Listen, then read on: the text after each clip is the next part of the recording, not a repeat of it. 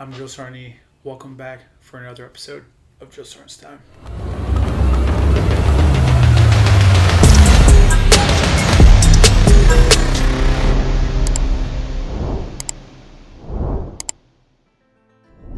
All right, everybody. Welcome back to another episode of Drill Sergeant's Time. Okay, we kind of hit on the early stuff where we talked about what to do before basic.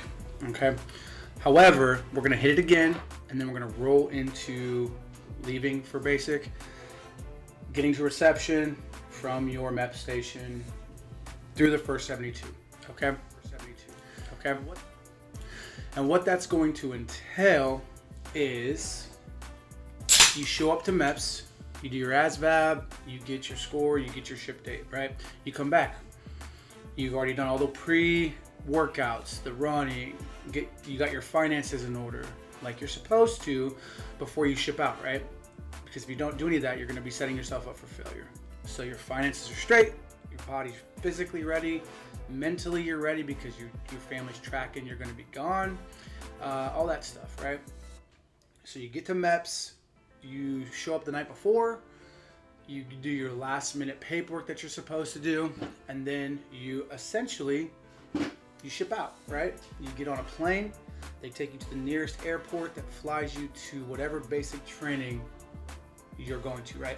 So if you're going to, we'll say, Fort Benning, Georgia, you're going to fly into Atlanta, and there will be a drill sergeant at the airport that will pick you all up.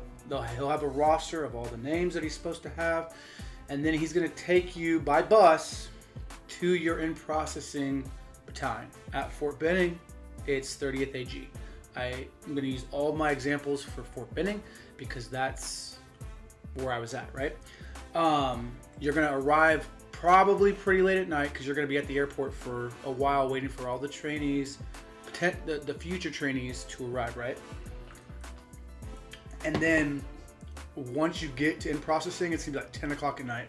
They're essentially going to intake you. They're going to give you essentially your room assignment. You're not going to get any uniforms or stuff yet. They're going to take your paperwork that you have from your recruiters, and they're going to start your packets, right? And all that's going to freaking, my hat's being weird. All that's going to get rolled over to the next day. And then the next day, they're going to start all your paperwork process. In processing is like up to 2 weeks. Could be as fast as 3 or 4 days, depending on when the next basic training cycle is picking up, right? Usually you're there for about a week to 2 weeks. During COVID, it was taking a lot longer. I've heard horror stories of trainees being there for months, right? And some of you guys that are doing the English as a second language, the ESL class, you're going to go to Fort Sill first. So you're going to have already done this for 4 or 5 months, passed the ESL, and then shown up to basic training, right? Some of you that did the 09 Mike program, you were also in the same boat, right? But for all of you that are just shipping straight to training, this is essentially for you, okay? You're going to go through the first week. You're going to get all your immunizations. You're going to get your freaking paperwork. You're going to get your uniforms. They're going to give you your boots. Make sure you get the right size boots, right? Because that's a big thing. If you get the wrong size boots, you're going to have a rough time in basic. They're not going to let you use non-issued boots, right? Some companies might, but that usually doesn't happen until after you finish blue phase. You turn green, and then the drill sergeant's like, hey, if you bought boots during your turning green while you're at wherever, you can wear them. But don't bring them. Don't bring them because they're not going to let you wear them. Anything that you bring on your person is going to end up in a closet in the company somewhere, right? You're not going to be able to touch any of it. Your personal bags, your clothes, any protein, stuff like that. You're not going to be able to use any of it. So don't bring anything other than a change of clothes, hygiene, your cell phone charger, because you're going to get phone calls on the weekend, and then a list, like a list of addresses to write, because when you have downtime during the week, the best way to pass time when you're not studying is write letters home. Okay, write to somebody. Write to your recruiter if you ain't got nobody to write to. You know what I mean? Don't write to me though, because I'm not going to write back. But yeah, so you get through in processing, and you're going to do all the intake, paperwork, the shots, and then you're going to do what's called an OPAT, right? And the OPAT is a series of events that they're physical events. They're really easy, right? But you got the standing long jump, which you just stand and you jump out as far as you can, right? And then you got the seated power throw, where you're sitting on your butt, you got a medicine ball, you bring it to your chest, and you throw it out as far as you can. And then you got the deadlift with the hex bar. Usually it's either 120 or 220 pounds to make sure you can do 3 repetitions of that, okay? The black standard, I believe, is 120. And the black is what you have to ship to basic training, okay? No, I'm sorry, I stand corrected. The black standard is 160. You have to be able to lift that 3 times, okay? And then you're gonna do the beep test. Black standard for the beep test is level 6-2, which is 43 shuttles. And this is probably the #1 killer of people not being able to ship, okay? If they aren't trying to absolutely fill a cycle and they're letting people fail for the physical stuff, if you didn't come prepared, this is what you're gonna fail, okay? And then there's a few other ones that I'm not really gonna hit, but those are like the main ones that you do during the OPAT, okay? So moving on from the OPAT, right? That's like the last thing you do before you ship. The drill sergeants are gonna be, whenever I was there, my company drill sergeants were the ones that were giving the trainings that we were picking up the OPAT. So we already knew who the fat ones were, who the slow ones were, stuff like that, right? You get picked up by the senior drill sergeants on pickup day. They'll pick you up really early in the morning. It's like 05, 06 sometime. And the senior drill sergeants are going to show up. They're going to give you 3 blocks of instruction, because you're already going to know how to do a fall into formation. You're going to know what the position of attention is, because hopefully the in-processing drills showed you. But the senior drill sergeants are going to give you the position of attention, how to do the hand salute, and what the position of parade rest is. And they're going to discuss that and when to use that. You're going to forget it. Drill sergeants are going to yell at you for it down the road, but they're going to give you those blocks of instruction. They should give you a block of instruction on the hand release T push-up and a few other exercises, so when they smoke you on that day, they can use those exercises to correct you, okay? They're going to pick you up. You're going to drive around whatever post you're on about 3 or 4 times, and they're going to drop you off in a location. And as soon as those buses stop, that's when the first 72 starts, okay? The first 100 yards is what kicks off basic training for you. You're not even technically in basic training yet until you get through the first 72.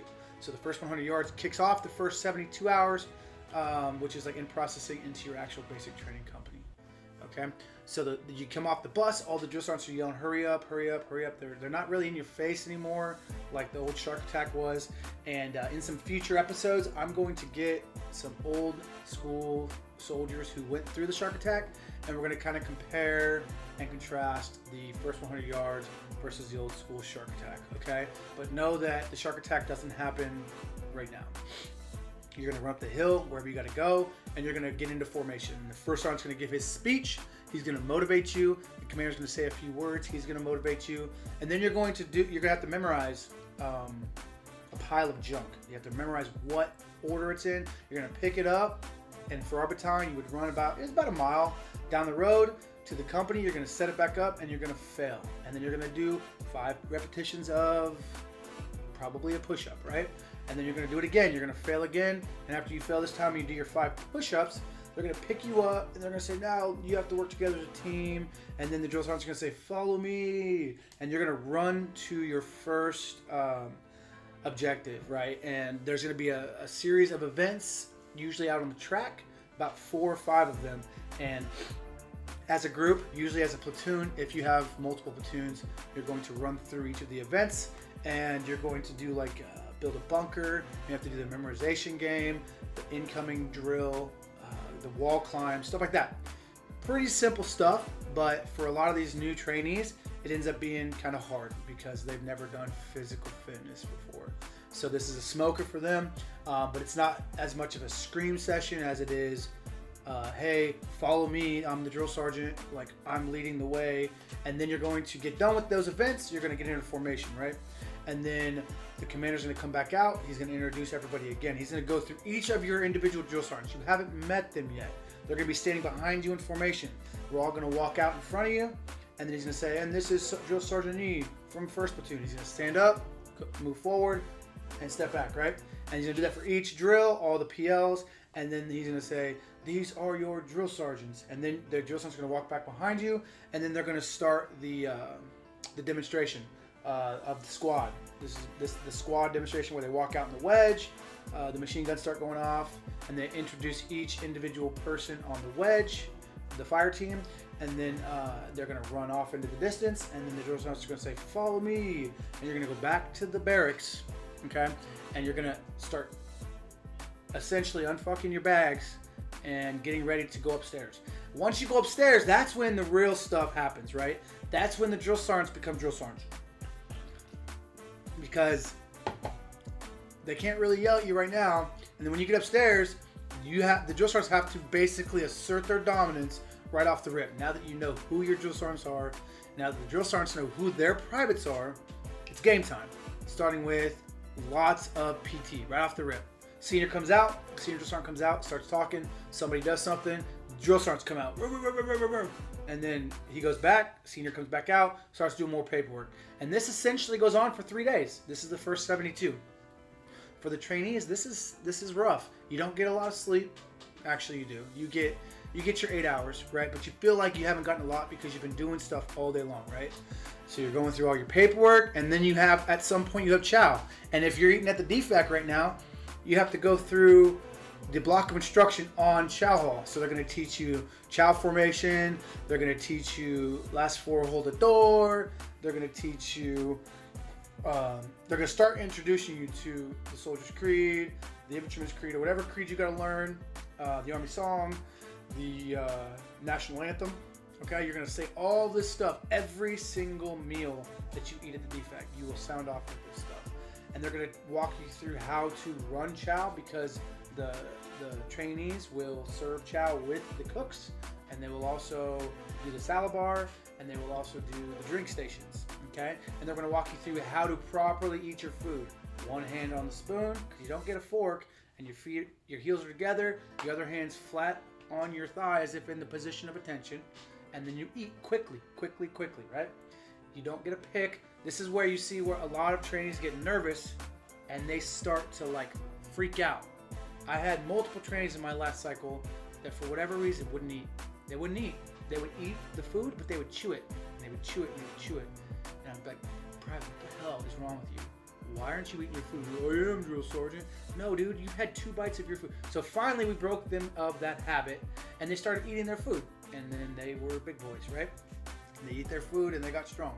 And chow formation the first couple of days is chaotic. Drill sergeants are screaming, don't touch the white tile, 1 milk, 1 juice. We're basically indoctrinating you how to essentially navigate the DFAC so that it is ingrained in your head after the first 3 days. Once that's done, you go back up to the bay, and then the games start again. The first couple of days is chaotic. Start again, right? The paperwork gets done. There's classes that have to get done, like you do your introductions, your EO, your sharp, all that stuff, right off the rip, essentially. And that gets you through the first 72 hours of basic training, okay? You're going to get issued gear from the drill sergeants as well. I forgot about that part. They're going to give you your rucksacks. They're going to give you your fight loading equipment, which is your flick, your camelback, not your camelback, you should have already gotten issued that. It'll be your canteens. You'll get your backpack. And eventually, not yet, but eventually, once you get into red phase, towards the end of red phase, you'll get your weapon. You might actually get it, depending on where you're at, sooner. Bending does it a lot sooner. But it's chaotic and it sucks, right? You don't do fire guard during the first 72, right? The drill sergeants will put you to bed at, usually, you'll get time to shower. You'll do shower drills.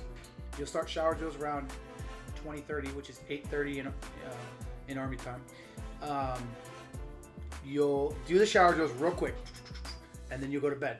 No fire guard, you sleep, and then drill sergeants will come in right around 3:45, 4 o'clock, screaming, "Ah, wake up, wake up," throwing the trash cans, making noise, waking you up, startling you like, oh crap, I'm still at basic training. I have to actually do this. Oh no. And then you go out and you do PT.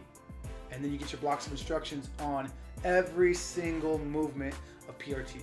Bend and reach, the rower, the push-up, all of them, the squat bender, you know? And you're gonna do that every day throughout the first 72 and through red phase. You're gonna get all of your blocks of instruction, and then it becomes repetition, and then you start muscle memory in it, and eventually you start to grow and get better and become studs, right? But at the beginning you all suck, so it's okay. It's fine. Don't stress it. You will get better, I promise. But that's gonna get you through the first 72, okay? If you think you're having a hard time, just know the drills are there before you wake up, and they go home after you go to bed. Like, you're already asleep. All of the drills are then going home, and they still got to eat, and they still got to freaking shower, and then they got to go to bed, and then they got to get up and do it all over again the next day. The first 72 is rough for the drill sergeants, but for the privates, it's still pretty hard too. In processing, the hardest thing is just not getting in trouble. A lot of people quit there. Don't hang out with those people that want to quit. If they quit, it's going to get in your head, and you're going to be like, crap, maybe I can't do this. Don't hang out with those guys. Who you surround yourself with in basic training is very important, okay? Surround yourself with positive people that want to do well. Your goal in basic training should be to learn and succeed, like do extremely well. Okay, don't be a kiss ass to the drill sergeants, but take in the knowledge that they give you, because these are the experts. These are the ones that are trained to train you. You know what I mean? So take what they say seriously, and don't be that guy that laughs in formation because a drill sergeant yells at him, because that's going to make a drill sergeant crazy. Don't roll your eyes. Just say, yes, drill sergeant, move in, drill sergeant. Okay? Don't say their name. You're not authorized to say a drill sergeant's freaking last name, so don't do that, okay? Please don't do that. So before basic training, you go to Meps, and then you go to freaking in processing. You're at in processing for, like I said, anywhere from a couple days to a couple weeks. And then you get picked up by your actual drill sergeants on day 0. It's called day 0, right? The first 72 of day 0. And then you get through the first 72. You get all your admin done. Your pay should be turned on, but it's not going to kick in for a month or so. You're going to get your uniforms in processing. You're going to get your CAT card done up. Probably not going to get them back yet, but eventually you'll get them. And then during the first 72, forgot about this part. During the first 72, you will get a phone call. It is a scripted phone call that you will make home before you turn in your cell phones. It is literally a 30-second phone call that we are screaming at you while you're making, and you're saying, hey, mom, dad, whoever, I made it, I'm safe, I'll be writing you soon with my information, blah, blah, blah, blah. Hang up. It's literally like a 30-second script that you say. And then you don't talk to them again until you get your phones back, however long that takes you guys to get them back. I don't know, so that's not a question I would ask me if I were you, because I can't tell you exactly how long. I just know that in a couple weeks you will get a phone call. So bring stamps. That's an important one. Bring stamps, bring envelopes, bring paper, because you're going to be doing a lot of writing. I've had people ask me questions about running shoes. Bring your own running shoes. What's going to happen is they're either going to say, yes, you can wear them, or they're going to say, no, you can't. And if they say, no, you can't, then they're eventually going to give them back to you down the road. Okay? The shoes that they give you in processing are freaking crap. Okay? And you're going to see it. They're not going to last you very long, and then you're going to be using your other ones anyway. So bring a good pair of running shoes that are maybe already broken in, and if they take them away, they take them away. You'll get them back sooner than later. Okay? But don't bring boots. Don't bring boots. Don't bring a huge backpack. Just bring a normal sized backpack with the basic, complete basic essentials. Okay? On that note, that's going to get us up to red phase. Day 1 of red phase starts on Monday. That's what officially kicks off red phase, and that's where we're going to stop the video. Okay? But we're going to keep going. Every video is going to be another phase until we get through all the phases, and then we're going to come back and we're going to hit the smaller training events and make an actual video about that. I'm also going to be bringing on some old trainees of mine that I had, and then I'm going to get some of my old soldiers who were in during the shark attack time, and then some old soldiers that have been in for a while too. I'm also going to have come in and give their perspective on it as well. And also I'm going to try to get a couple of my drill sergeant buddies who are still on the trail in on a video and get some insight about what's currently going on. so you guys get firsthand experience from an active drill sergeant. Because I came off the trail in December. My last cycle ended around the end of October. So as of October, December timeframe, I've been out of the game. I'm in Hawaii now. So these guys will be the ones to get like right now current information. Before we end it, I've been getting a lot of questions about the PT test.